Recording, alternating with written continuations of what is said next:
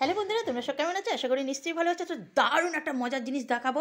অনেক দিন ধরে চেষ্টা করেই দেখাতে পারিনি, আজকে দেখে চোখের সামনে পড়ে গেছে। তো তোমাদের চলে চুপি চুপি করে তোমাদের একটা দেখিয়ে দিই জিনিসটা কী হচ্ছে। দেখো, এই দেখো ব্যাগ ভর্তি জামা কাপড়, খুব ভালো ভালো জামা কাপড়, বড় লোকেদের নতুন নতুন জামা কাপড়, বুঝতে পারছো? এই একটা ব্যাগ, এই একটা ব্যাগ। তাই এই ব্যাগ ভর্তি জামা কাপড়গুলো কী হবে বলো তো?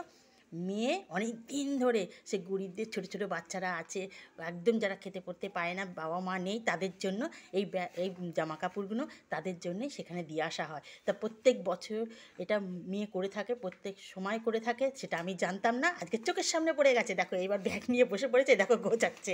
এবার কোথায় যাবে সেটা তোমাদের কাছে এখনও বলতে পারছি না। তো একটা ভালো কাজ করতে চলেছে, প্রত্যেক বছরই এইটা করে, আর এটা সবসময় কয়েক বছর ধরে মেয়ে করছে, সেটা আমার আজকে ধরা পড়ে গেছি।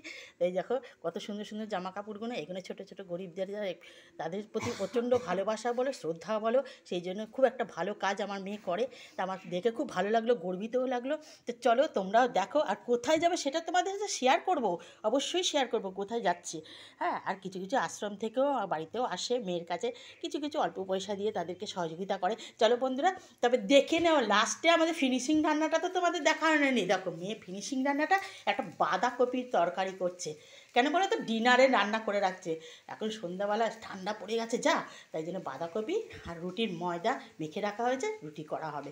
চলো, এই হচ্ছে রান্না। আর এইখানে আমাদের মামে দেখো পাস্তাও করেছে, সেটা দেখো না, পাস্তাটা কমপ্লিট করেছে।